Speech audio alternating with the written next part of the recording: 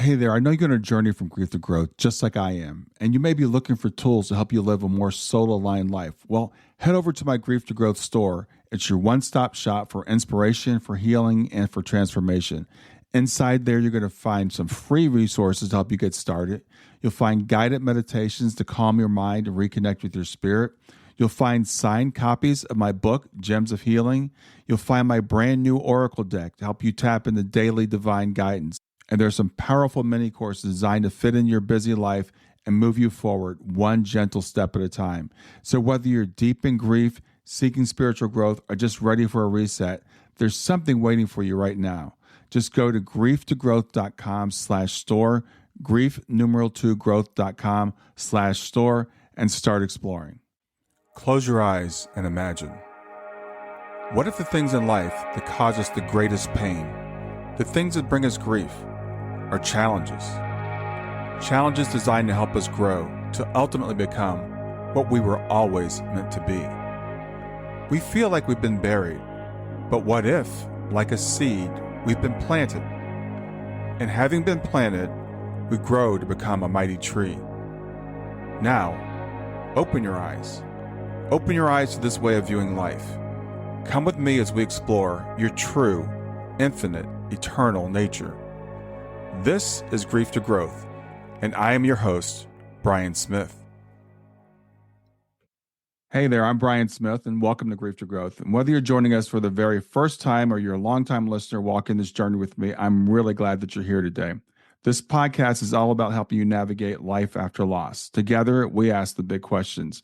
Who are we? Why are we here? Where do we go after this life ends? And how can we move forward when life has knocked us to our knees? Today's guest is someone who's turned her own personal grief story into a story of resilience, of hope, and of transformation. So I'm thrilled to welcome Diandra Ford-Wing, a gifted storyteller and sales director whose debut novel, Redbird, was born from a deeply personal journey through loss. After the sudden passing of her mother, Deandra did something few have the courage to do. She paused her successful career to fully embrace the grieving process. Out of that sacred pause came not only healing, but a beautiful novel that invites readers to explore their own paths of love, loss, and of letting go. Growing up as an Army brat, Deandra's life has taken her across the globe, from the U.S. to Germany, offering her a rich and culturally layered lens through which she sees the world. Her work is infused with that unique perspective. Today, we're going to talk about the symbolism behind the red bird, how grief has changed her from the inside out, and a very personal family mystery surrounding the death of her aunt in the Gambia. We'll also dive into what Deandra is working on next, what she hopes readers take away from Redbird, and how her journey is a testament to the healing power of storytelling. So if you've ever wondered how to make space for grief, how to transform pain into purpose, or how to listen when life itself is telling you to pause, you'll want to stay with us to the very end. And don't forget, after the show, join the conversation at grieftogrowth.com/community, where you can connect with me and other listeners, and we can continue to grow together. So with that, I want to welcome Diandra Ford-Wing. Thank you, Brian. I'm so glad to be here. Yeah, I'm really glad to have you here today and to hear about your personal journey through these challenges that you've had. So just jump in and start from wherever you like. Yeah, so I wrote Redbird on the heels of my mom passing. Um, I had been working at a job in technology. I've been in sales in technology for 24 years. And I had just started this job. I was 6 months in. And even before my mom had passed, I knew that it wasn't probably going to work out. It wasn't a good fit. It just wasn't. But my mom's passing actually gave me the freedom to quit that job and just step out on faith and figure out what my next move was going to be. So during that time when I really had nothing to do but look for a job, I took that time to actually write Redbird. And I started off as just like entering journals, just like writing journal entries. And then I thought, after I got into the third or fourth journal entry, I was like, well, this is turning into something. I don't know what this is, but I think what I want to do is make this something instead of just being something that um, was only fit for my consumption. I wanted someone else to Mm. be able to take something from Redbird and just be able to glean some, I don't know if I dropped any pearls of wisdom, mind you, but I I just wanted to share my path, my story, Mm. and just all the things that it took for me to kind of get through the grief process. I'm still going through it, Brian. I'm not 100% out of the woods, Yeah. but I'm glad to say that I'm at least a fourth of the way there. Yeah. So tell us about your mother. Yeah.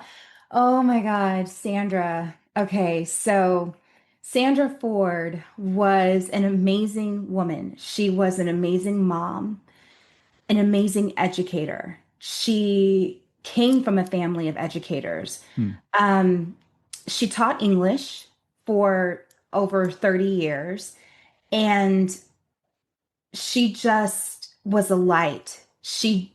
Her spirit, oh my God. I don't even know how to describe her, but all I can say is that she was truly special. She was a Hmm. special lady. And I just remember thinking when she passed, I was like, well, dang, what does that mean for me? Well, who am I going to talk to 5 times a day now? Like Yeah. who am I going to bother? Like as Mm. much as I bothered her, like she was just always there. She was just my constant. Hmm. And to have that stripped from me just felt wrong. It felt like it just wasn't right. Yeah. And I marvel at the things that she was able to accomplish. She had 4 kids. Um, and she treated us all just like we were like the bee's knees, the cat's pajamas. Like we were just her end all be all. And I just really, really I appreciated that about her. She never made me feel like, oh, I'm too busy for you. Oh, I've got this and this and this. She was always, always a mom first. Mm. Yeah. Always. I Yeah. don't care what it was. Sounds wonderful. So, Yeah. if you don't mind, how long ago did she pass, and what were the Yeah. circumstances around that? Yeah. So she passed March. Oh my God, no. February 21st of 2024. Okay. So So just she over a year ago as we're recording just this. over a year ago. Yeah. And the thing was is that my mom had never been sick a day in her life. Never. And she had been complaining about like not feeling well. And so she said that I'm going to take myself to my primary care physician. And she did. The day before her death, actually, she had gone to the doctor. They told her she was dehydrated. It wasn't COVID, it wasn't anything. She just was dehydrated. Hmm. So they gave her some IV fluids and sent her, home with a script for something or other. I have no idea what it was, but she had, texted all of us and said, um, I'm going to Walgreens to pick up my prescription, and then I'm going to go home, try to get some sleep because I slept like crap the night before. Hmm. So we were just like, okay, mom, it sounds good. Just, take it easy, get some rest. And so we'll check on you the following day. Following day comes, and I'm at work. I'm actually in the office, and I'm holed up in a conference room. We were having some kind of like end of quarter thing. And I finally go back to my office and I close the door, and I had missed so many phone calls from my twin sister and my older sister. Hmm. And so I call my twin and I'm like, hey, what's going on? She's like, have you heard from mom? I said, well, she texted us this morning saying that she felt okay, and that was like at 8:30, but I haven't heard from her since. But then again, I've been in a meeting for the past couple of hours, so it's by then it's like 2 o'clock. So I'm Hmm. like, I don't even know, let me try to call her. So I called her, just went to voicemail, and so I called my sister back and I'm like, she's not answering. So she's like, call Lincia, our older sister, because she lives so close to her, have her do a wellness check. I'm like, absolutely. So I call Lincia, and Lindsay is like, okay, yeah, I'm on it. So she goes, we're on the phone. We're still on the phone while she's going to my mom's house because she lives that close to her. Hmm. And she's like, "Oh, darn it, the screen, the glass door screen is locked." And I'm like, "Do you have the key?" And she's like, "I think I do. Let me like dig into my purse and see it." She's like, "I see her car's here," because she had like windows in her garage. And so she's like, "Her car's here." Hmm. And the house just looks dark. I don't know what's going on. And so she's starting to panic. And so I said, Lincia, just hang on a second. I'm calling 911. So I called 911 here in Austin, and they dispatched me to the 911 in my mom's town. And I said, I need someone to come to my mom's house. Here's her address. I don't know what's going on. My sister's there, but we think that something's wrong with my mom because we can't get into her house and we just don't know. So finally, Lincia gets in. By the grace of God, I don't know how she gets in, but she just let out a scream that I've never heard anybody scream. It was so guttural. And so then I'm on the phone with the 911 people, and they were just like, okay, we've got a crew coming out there right now. They're like 1 minute out. And my twin had arrived. She lived in the next town over, about 30 minutes away. And she arrived right when the police did. And my sister was administering, my older sister was administering CPR. They took over for her, and they just said, she's gone. She Hmm. had been gone for a couple of hours. We don't know how long, but a detective came, and of course the coroner and all that stuff. And mind you, I was still at work at this point, and I had kicked off my heels, and I was just like, I was done for. Yeah. My boss ended up taking me back to my house downtown, and my husband met me out front, and he was just like, what is what he didn't even know what to say.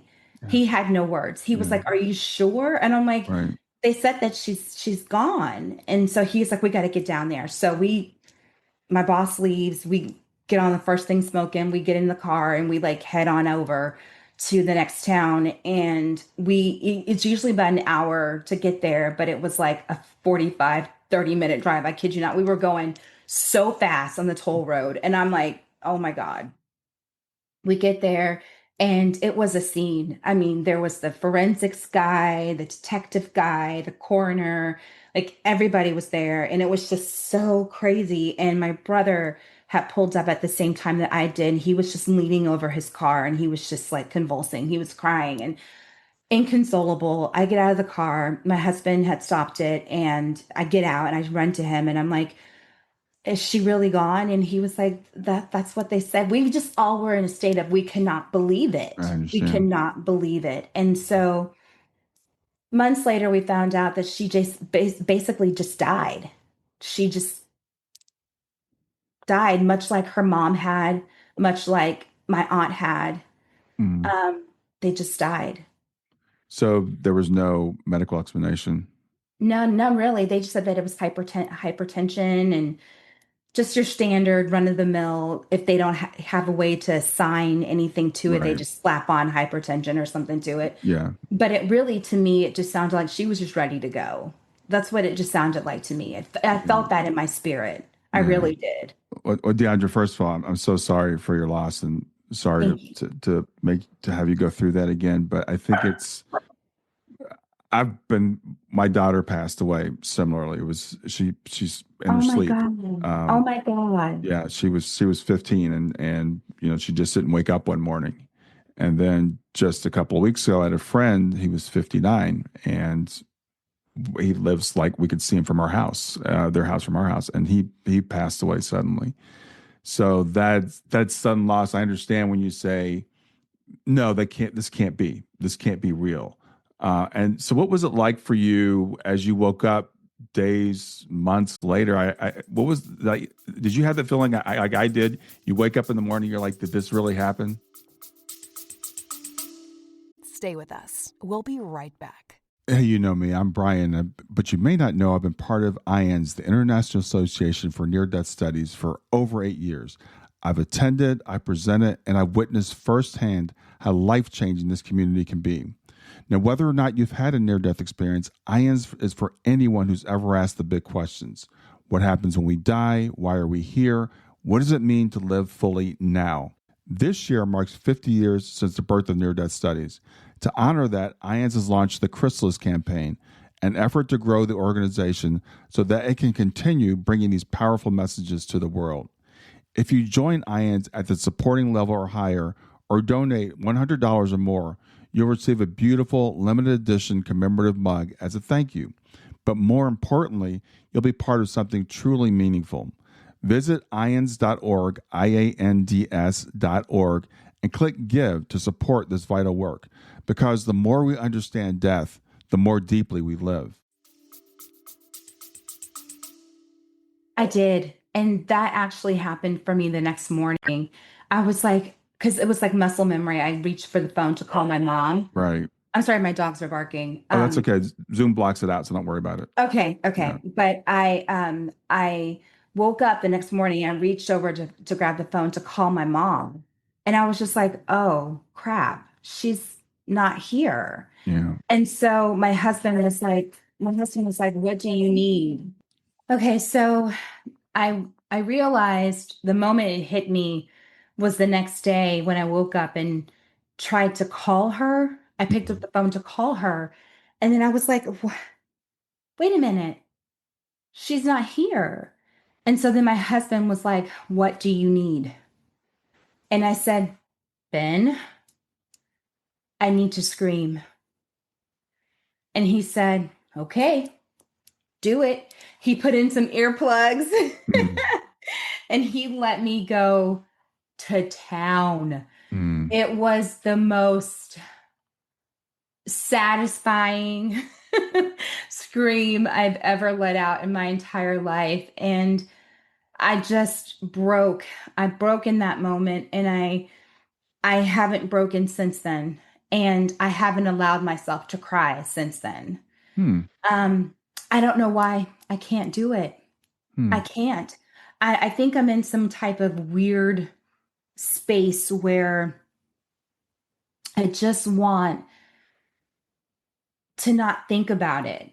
I haven't accepted her death. And I know that I haven't. And that's one of the 5 stages of grief, right? Acceptance. And I haven't accepted it. I know I haven't. Well, it's good that you know that you haven't. I know. And that's okay. We all there. I hate to push back, but there aren't 5 stages of grief. That's a really How many? They're infinite. There's all kinds of stages of grief, and they don't go in any particular order. And we circle around, and there's no time frame for it either. I know But that. there is the acceptance of the death. That is something that's kind of important, thing that we have to do. And it's difficult, and it comes to everybody in a different way. And you're just over a year now, and I know a lot of people will say, and it's fun, it's interesting you say that, because a lot of people will say they've accepted it, but then when they look back on it, they'll say that first year I was in a fog. The first year, and then the second year is when it really starts to hit people like, this is really real. Yeah. Because there's that overwhelm that we just can't face it all at once, especially with the relationship it sounds like you have with your mother, where it's so close and there's such a part of your life. And so, that moving through that and the crying and all that stuff, it comes in its own time, and it's different for everybody. Yeah. And I know that to my core, I know that. But it's still it's a hard pill to swallow, if I'm being honest. Sure. I just, there's a part of me that just feels like this is just a dream. This is like a terrible nightmare with a lot of detail. Yeah. And you know what I mean? Like, I kind of feel like a lot of the times when I take a moment to just pause and think about my mom and think about the fact that she's not here, I'm thinking of it in terms, or thinking of her in terms of, oh, I'll see her again.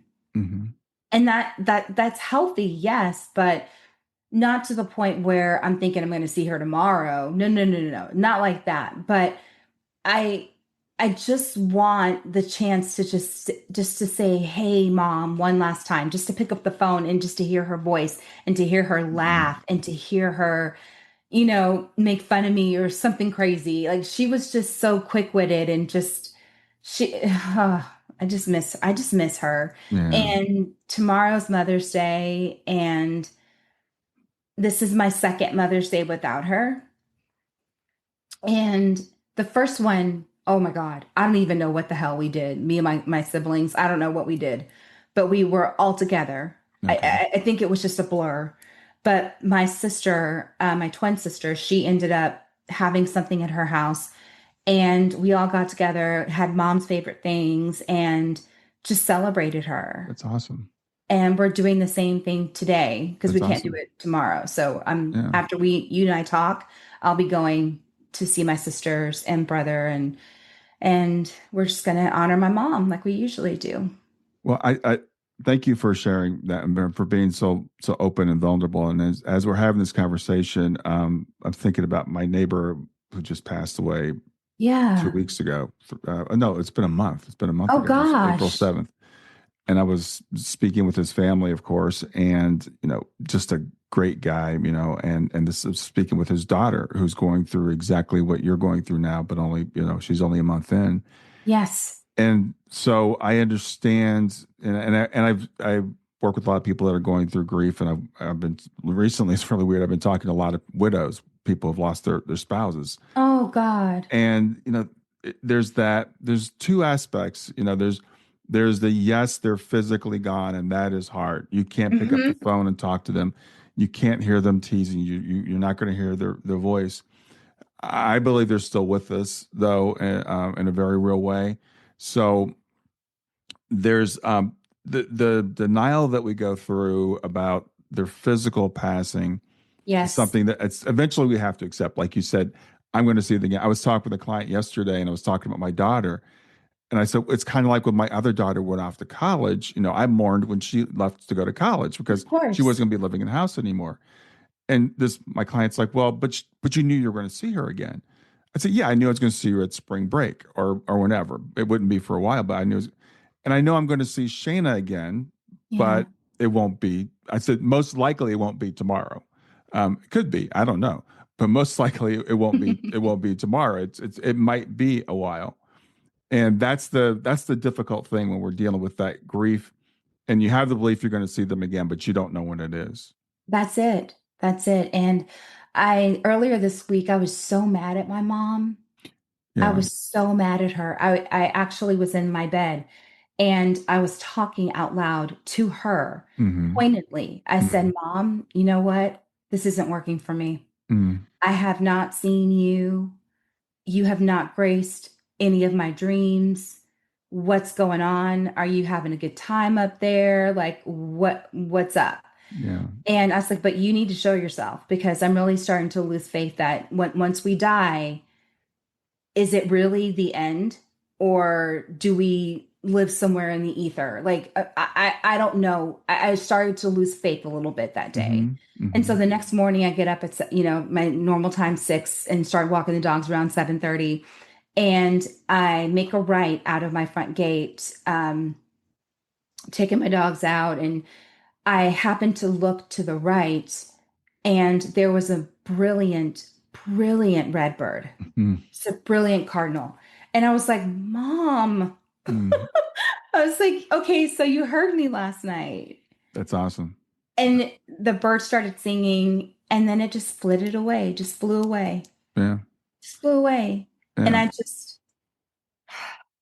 just, That that's awesome. It reminds me of the Rolling Stones line, you can't always get what you want, but sometimes you get what you need. yes, And when it comes to spirit communication, because of what I do, people ask me like, why am I not getting signs? Why am I not getting more signs? And we want signs a certain way, and we do. but we get just enough. I think we Hmm. get just enough just to keep us going, because there is something about we're supposed to go on this journey, whatever this grief journey is. You've seen how it can transform you, and you wrote a Yeah, novel, right, because of it, and you yeah, you you took the time out, and you're growing and you're changing as a person. But we don't yeah. want that. We want. You would trade it all, right, to have a phone call from your mother. I know I would. Yeah. And just the idea behind death, it's just so final. But if we look at it from a different lens, if we look at it through the lens of, okay, well, this is the end of the physical, yes, Mm-hmm. your body is given out, your body is no more, but your spirit and everything that makes you you, your soul lives on. Mm-hmm. So that's the one thing that I've taken from this. And me seeing that red bird in that moment at that time when I talked to my mom, when I was mad at her, seeing that red bird in that moment was right on time Yeah. because it further let me know that there is something to the afterlife. There Mm-hmm. is something to the spirit world. It's not just we're bodies walking around this earth with no spirit, no soul. Yeah, we're tethered to something. We're tethered to the the the worlds at large, Mm-hmm. the spirit worlds at large. And that's one thing that I really, really, truly embraced during this entire process. That's awesome. And so, and I also want to emphasize something you said about like you talked about screaming the day after your mother passed, Yeah. getting those emotions out. I think that's really important. Yeah. Whatever, however people, I tell people, as long as you're not doing anything harmful to yourself or to others, Yes. if you have anger, find some way to release that anger. Screaming can help people. Going to one of those rage rooms and smashing things, or punching a pillow or something. I didn't think about that rage room thing. That's a good idea. Okay, Yeah, sorry. Go but ahead. also being honest enough to say I'm angry with my mother, because the anger is a natural emotion too, and we can be angry Yeah. at a lot of things. We might get angry at God. That's okay. God can take it. We might get angry at our loved ones, like, why did you leave me? That's Yeah, that's that's a very exactly. natural response, and I appreciate Mhm. you sharing that and speaking it out loud, because your mother's in a higher perspective now. You're not going to hurt her feelings, right? She's Yeah. look at you like, okay, I know you're upset, but it's going to be okay. When spirit Yeah, comes, that's like, it's so annoying. All they ever say is like, it's going to be okay. It's going to be okay. It's going to be okay. I know. Because from that perspective, it is okay. I can only hope. I can only hope that when I pass on, that my legacy will live on as profoundly as my mom's has. Because I don't have any children, so it's gonna look a little different for me. Sure. Now, I am married, and like I said, we have no kids, but I I often wonder what that would look like for my spouse. Like you were mentioning the widowed people and all that Hmm. stuff. I I'm scared of that. Like that kind of grief, I'm Yeah. very afraid of. We're getting a little bit off track of your story, so we'll get I'm back to sorry. you. I'm We'll get sorry. I'm back to sorry. I'm that. sorry. But I'm sorry. I was thinking this as I was on my walk this morning.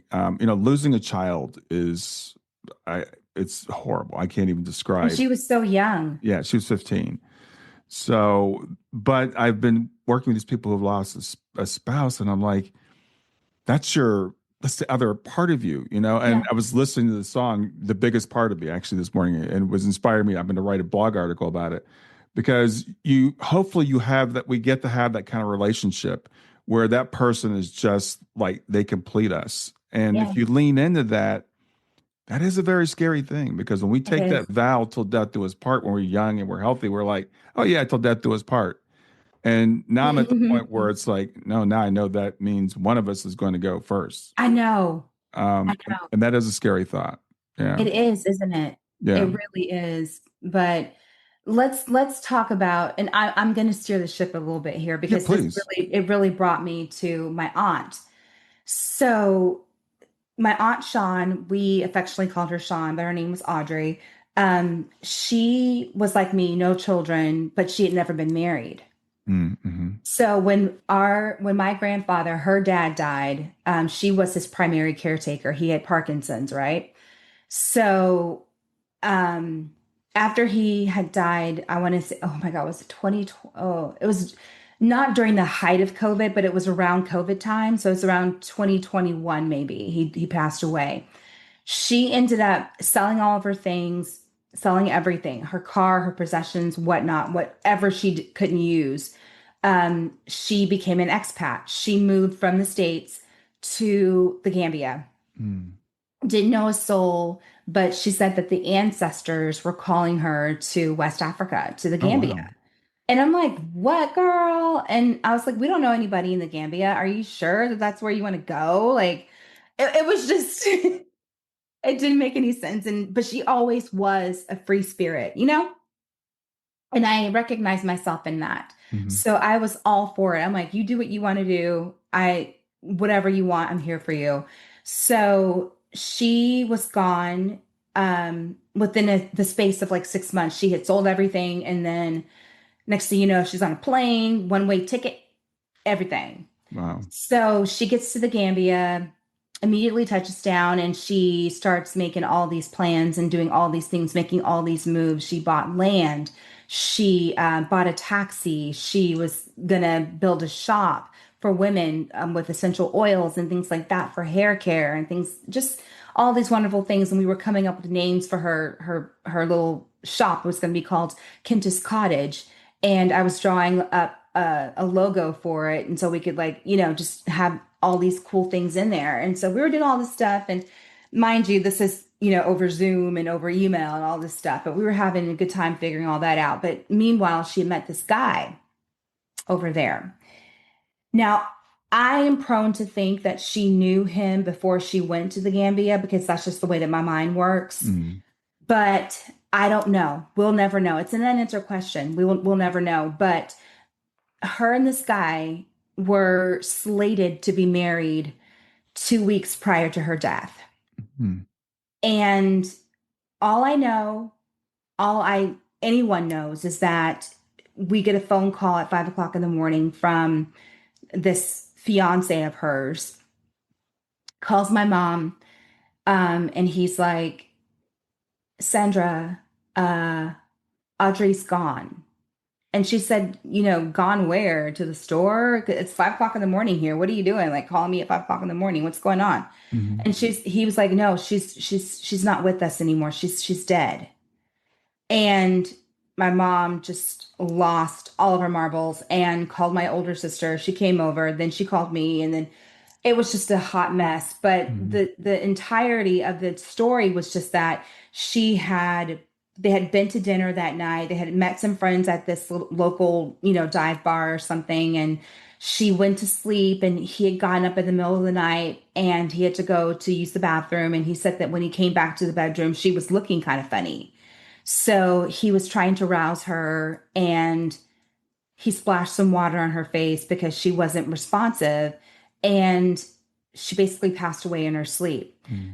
This, I struggle with this because that's how my grandmother died. That's how her mom died. Mm-hmm.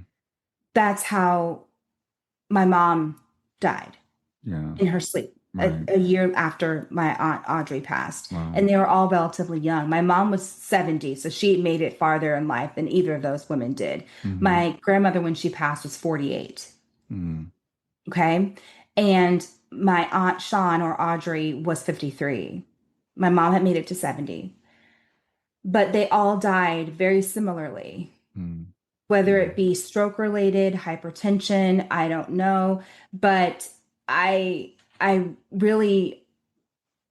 was not surprised, but at the same time, I felt that there was some things missing. Like you could drive a van through the holes in the story. Like Right. they kept changing. Right. And I got the U.S. Embassy involved. My mom couldn't do it. And so I took on the task of, just connecting us with the U.S. Embassy over in the Gambia. And finally, after dialing, I'm not even kidding you, 100+ numbers, I finally got someone. His name was Connor. I will never forget him. Mm-hmm. But he was just human, just a human. And he wanted to help. And he was lovely. And I just, we had to figure out a number of things. Like I needed to identify her body. I needed a forensics report. I needed an autopsy. I needed this. I needed that, and all these things. So I had to open up a trust in her name that the embassy could therefore do all these things because it costs money to do all these things. Sure. So I put all this money into this trust and had Connor working for me in the Gambia to make all these things happen. And so at the end of it, I identified her body via a WhatsApp call, a Wow. video. Wow. And the guy, the coroner, the medical examiner, he just panned up and down her body with his phone. Started with her head all the way down to her feet and then back up again to her face. And I'm like, that's my aunt. That's her. Wow. And I don't know how I got through all that, Brian. I don't know. Yeah. I was strong enough to get through it. And my mom was very, very thankful that I was there to be able to do all these things, to help the family and to help my Aunt Sean. And we were having Zoom calls with the extended family, like the rest of the sisters and, cousins. And I was telling them what we're going to, do and how we're going to do it. But all told, it came to like $50,000 to get her body back to the United States. Wow.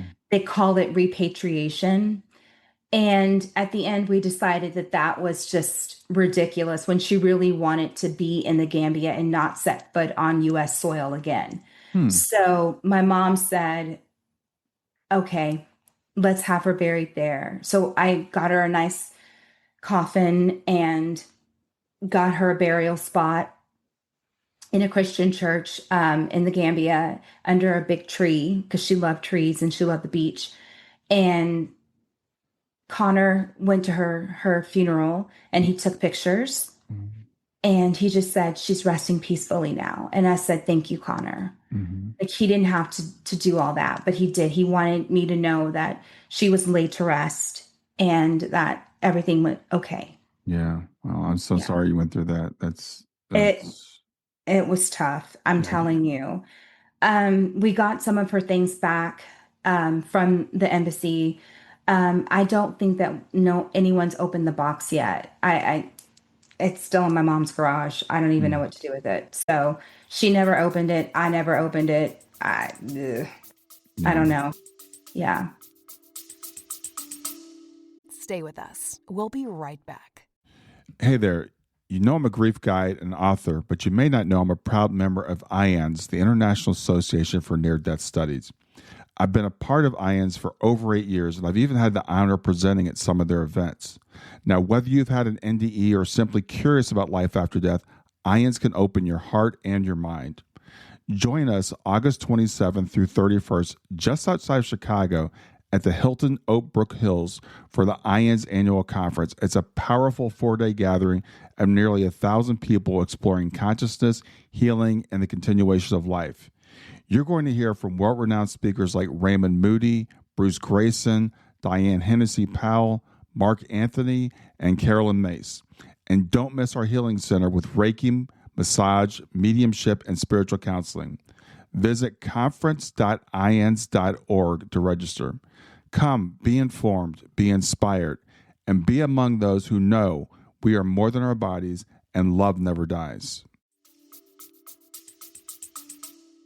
So, yeah, life comes at you fast, and we don't know, as I said, my daughter was 15. She was perfectly healthy as far as we knew. She had a minor heart issue. She had seen a cardiologist about.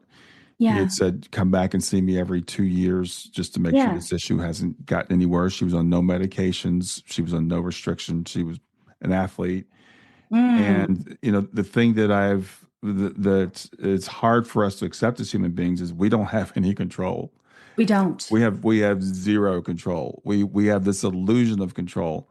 And what I've learned is we have to live every moment, right? You were talking about like as with our spouses, we sit there and we go through and we do our retirement planning and we write our wills and all that stuff. And when we're 70, we're going to do this. And, it just one day one of us might not be here. So we have to just live, in the moment. I know. And I don't take that lightly, Brian, because When you say live in the moment, I truly, truly feel that. I really to my core, Hmm. because life is not promised and tomorrow is not promised. And there's all these different elements that are working against not you necessarily, but we're up against a clock that we don't know. It's an invisible clock. Yeah. And when our time is up, it's up. Yeah. Yeah. So we have to enjoy these days that we have on this earth. They're numbered. Yeah. We Well, all know that. and you took the time to process your grief, to honor Yeah.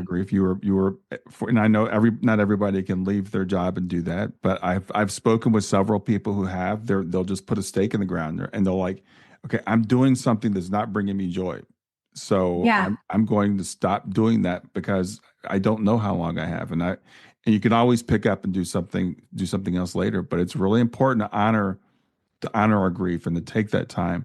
Yeah. And you started your journaling, which turned into your novel. So let's talk Yeah. about Redbird. Okay. Yeah. Redbird. So we know about the symbol, Hmm. about the redbird, obviously. Even before, when I decided that it was going to become a memoir or short little novella, I knew that it was going to take on like a shape, and that shape was going to be that of a easily digestible read. It's Hmm. only like 150 pages, if that. And the reason why I did that by design is because I wanted it to be something that someone could sit down and feasibly read within like the span of a day or two, I think that's great. and Yeah. still be able to walk away with something. Hmm. I didn't want it to be like War and Peace, where you're spending days and weekends and nights and freaking months trying to read this book. But I did want there to be a message in it, Hmm. not a lesson, but a message. And Hmm. there's a difference, I think. I I'm not one. I'm no expert on any of this stuff. I'm just going by my lived experience. Hmm. That's all I'm going by. But I think that it's important when you are putting your work out there, when you are putting yourself out there, that there is an appetite for what you have to say. And whether or not people receive your message, that's not the point. It's only if you feel like you've accomplished something that makes it all worth it. And I feel like I really accomplished something when I finally, finished period dot at the end of that last sentence of Redbird. And I was just like, Mom would be so tickled. She'd be like, girl, you don't write a book. And I'm like, and I just, that to me just made me very, very proud. And I know that it's silly to think that we're looking for, you know, people to be proud of us when they're no longer here. I get that, Hmm. but she was so important to me that Hmm. the only person that it really matters to me that reads this book or that gets something out of this book is her. And Hmm. because she can't, I have to just hope that at least one person is touched by the words that spewed forth from my mouth. I don't know. Yeah. Yeah. I just, she just, oh my God, my mom was just so special. She Yeah. was so special. Well, I think your mother is still special, and Oh, yeah. and you're a special person too who came through her, and obviously she's greatly influenced you. Yeah, she has. With my daughter, I do what I do because of her. I wouldn't be doing what I Um, do if it weren't for her, and that's why her picture is behind me. I had a I was fake. going to ask you that, but I didn't want to Yeah, pry. I had It's a Zoom gorgeous. background for a long time. It was just one of those fake backgrounds, and there was just a generic photo in it. And someone said, "Is that your daughter?" And I'm like, "Well, no." But then I heard Shayna saying to me, "Well, you should put me in there." So Ah, I got a picture of Shayna and I put it in my fake background. And then when I I redid my love it. office, I was like, Shayna's like, I have to be there. So that's her spot. But yeah, she still influences me. I mean, she's the only reason I do what I do. And Oh, and incredible. when after she passed, just being very honest with you, frank with you, I didn't want to be here. When Yeah. you lose a child, you want to be where your child is. So I thought, I don't want to be here. Oh And no. that was right. I had to live for my other daughter. I've got another daughter and my wife, and other people care about me. Of course they do. And then finally struck me as like, Shayna's still watching me. And Shayna was a judgy person. So Shayna is judging me. And she's like, you better, do what you're supposed to do. Yes. I believe that we have a certain amount of time we're supposed to be here, and whether it's 70, like your mother, or it's 15, or some people don't make it out of the womb. I I've know. talked to people that have, lost children through miscarriage. Some people don't make it that far, and it's not a tragedy. I think that's the term of their life. We all have a term. Yeah. We just don't know what the term is. And that's the part that's just so annoying. You know what I Yeah. mean? Like you want to know what's my Well, expiration date? it's funny you say that because I know a person who says that she can look at you and tell you like the day of your passing, Stop.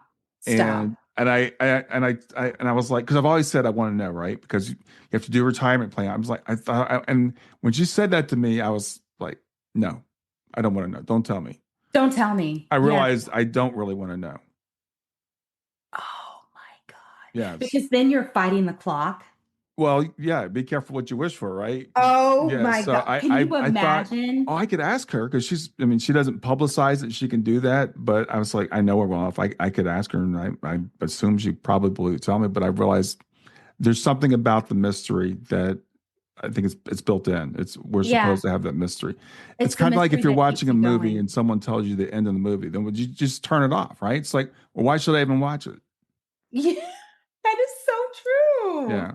I never thought of it in those terms, but that actually that makes so much freaking sense. It Yeah. really does. It I really that's this is my musings after 10 years of my daughter. It'll be 10 years in June since she's been gone. I'm So sorry. I've realized that uh yeah, she's still with me. I still here to continue her legacy. You've written the book, Redbird in honor of your mother, who I know is proud of you, and you're doing this and you're inspiring people.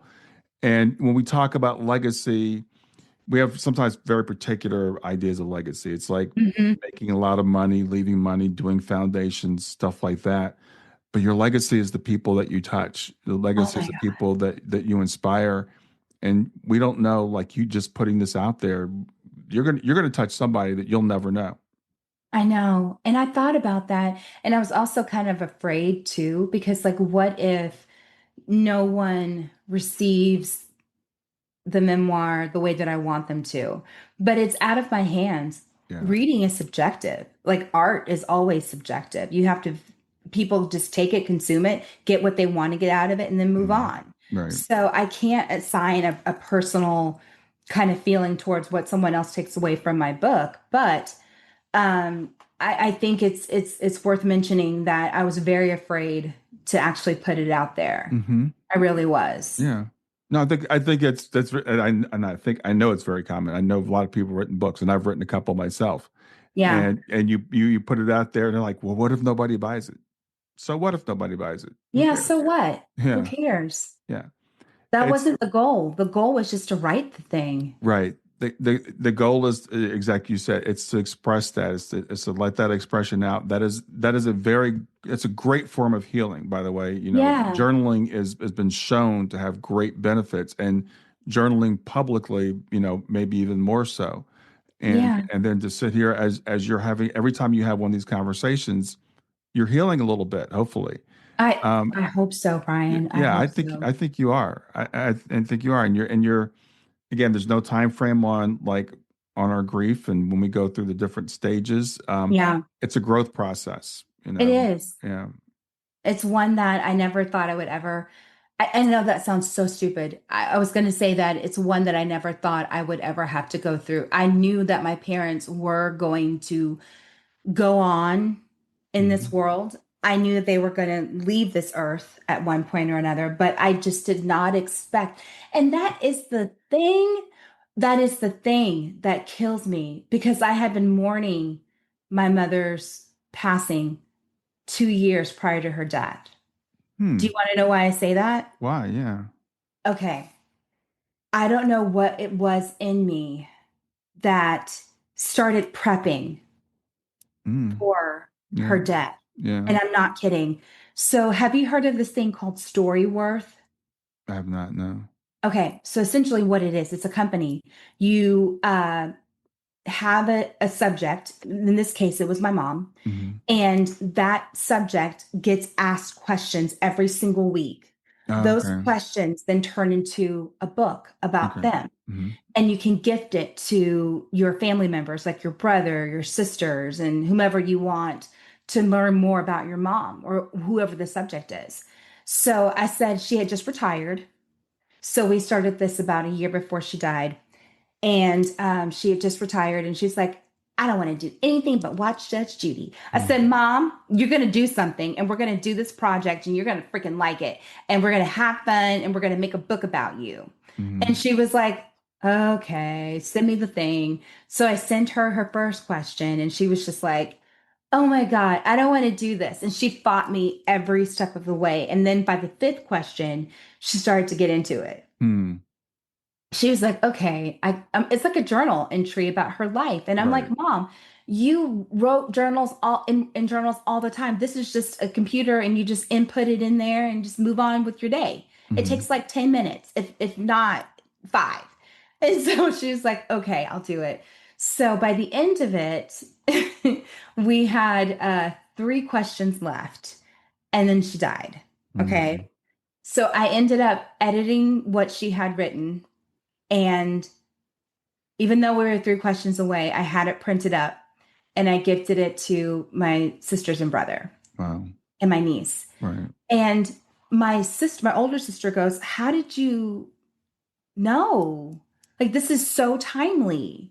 Like, granted, you were 3 questions away from finishing, but Right. still, the fact that you got the ball rolling with this, I said, Lincia, I was like, something in me just knew that her time was limited on this earth, Mm-hmm. especially after Sean died. Because that's when we picked up this project. Because Mm-hmm. I wanted her to have something to do to take her mind off of her sister dying. Yeah. And yeah, she was just like dumbfounded that we had done this book. And I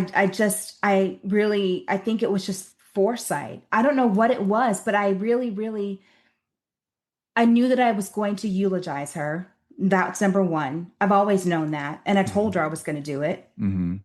And she said, okay, like who else wants to do that? Nobody cares about that, Deandra. And I'm like, whatever. Mm-hmm. So I told her I was going to do it. So I held on to my word. We played her favorite song. Like everything just fell together, just fell into place so beautifully. Mm-hmm. She did not want to be buried. She wanted to be cremated. Mm-hmm. She had outlined everything. The detective said that he had never seen someone so organized. She had kept everything in this manila envelope in like her chest of drawers in the bottom one. And he found it and he was like, I think this is for you guys, Wow. you know? And so he gave it to my sister who ended up being the executor of her estate. And yeah, my mom she was just on it, man. Yeah. We had no question. We didn't have to go through probate. We didn't have to go through any of that crap. Yeah. Because she lined out exactly what she wanted in her will and testament. And some people would say, "Oh, well, of course you knew that she was going to pass at some point," because we all do. We all do. But Yeah. there's this really interesting relationship we have with our mortality. We all know we're going to die at some point. We do. But we all deny it. I know so we do. It's both things at the same time. It's like my parents are 87 and 88, and Oh, you're so blessed. and they're healthy. So, but that's great. But I know one day, if I'm here, because I could go first too, but That's one day true. I'm gonna get that phone call.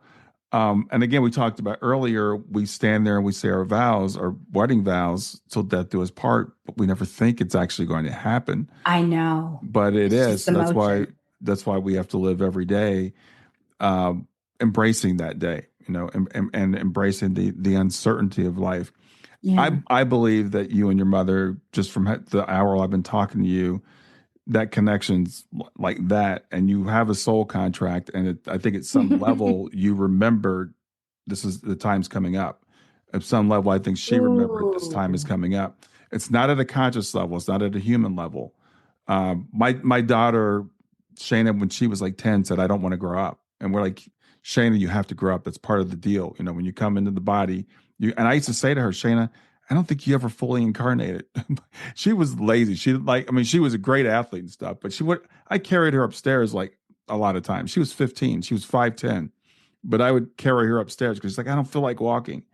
Um, so that was just, and she said, and a few weeks before she passed, she was playing. She was 15. They were outside playing. It was Mother's Day, and she What? said, "When I die, I want to be cremated and buried underneath a tree." And No, we had no idea because we weren't there. It was the kids. no. And after she passed, which was like 6 weeks later, we were talking to our daughter Kayla, and we said, "What should we do with Shayna's body?" Because we had no idea. We didn't talk about it. She goes, Shayna said she wanted to be cremated and buried in a Cremated. tree. And we're like, when did she say What? that? And she goes, "Oh, Mother's Day." We're like, What? why? And Kayla goes, "I don't know. We weren't." We said, "Were you talking about?" You weren't even thinking about Right. anything. No, they were outside playing. They were playing kickball or something. Stop it. So, yeah, I think our soul knows at a certain level. So Oh my I think God. you and your mother both were probably, I think you're a sensitive person. You were picking up on like, this is Stop coming it. up. It's time. Stop it, Brian. No Yeah. one's ever said that to me. Hmm. That makes so much sense. Hmm. Yeah. That makes so much sense. Oh, wow. Whew. Yeah. You're, again, you guys, you have a special bond. And I think it was like, okay, it's time to pass the torch. It's like, I've done my work here. And many times people that when they pass, they'll say from the other side, I can do more from here than I could do from there. So it's time for Yeah, me to, because your mother's work has not ended. Her legacy is not ended. She lives on through her children and through whatever else. So that's not over. I know. So a month to the day after she died, a month to the day, she died February 21st. March 21st, Eden was born. Mm, Eden K. That's my mom's middle name. Her middle name is Kay. My niece, who was, she's 25 now. So she had just finished college at 22, and her boyfriend um, had made a baby, and we did not know that. mm. So at my mom's funeral, she was at 8 months pregnant, Oh wow. wasn't showing, but she was an athlete. She was a dancer, fitness, like Uh, she was really fit. uh-huh. And so we didn't know. And I was in Puerto Rico because, like I said, I quit my job and I was like traveling and just writing this book. And me and my husband were in Puerto Rico. And so I get a phone call while we're at the Bacardi factory of all Oh wow. places. Uh-huh. Okay. And my twin, Dion, is like, "Hey, guess where I am?" And I said, "Oh my God, where?" And mind you, by then I'm like 2 drinks in. So I'm like, "Girl, where you at?" And so she was like, "I'm at the hospital with your niece who Hmm. is giving birth to your great niece." I'm like, "What are you talking?"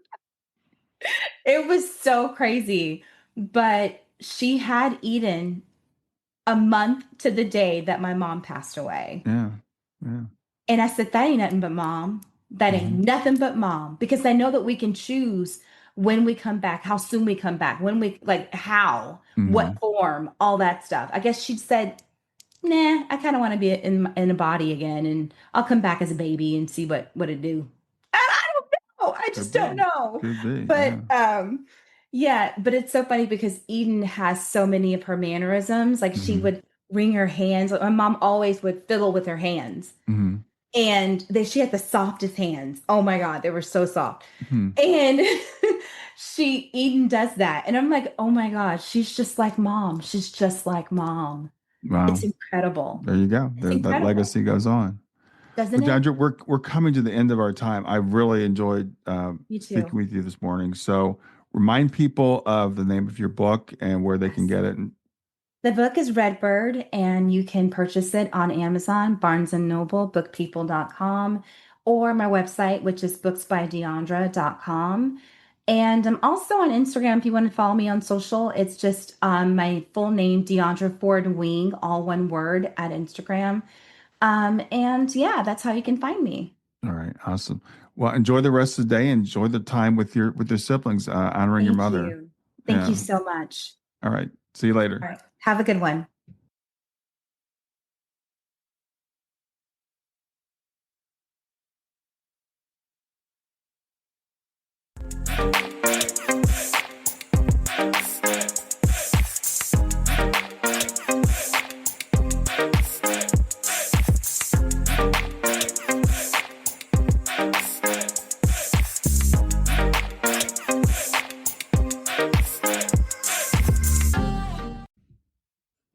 Hey there, if you liked this episode, come on over and talk about it. Let me know what you liked. If you didn't like this episode, come on over and talk about it. Let me know what you didn't like.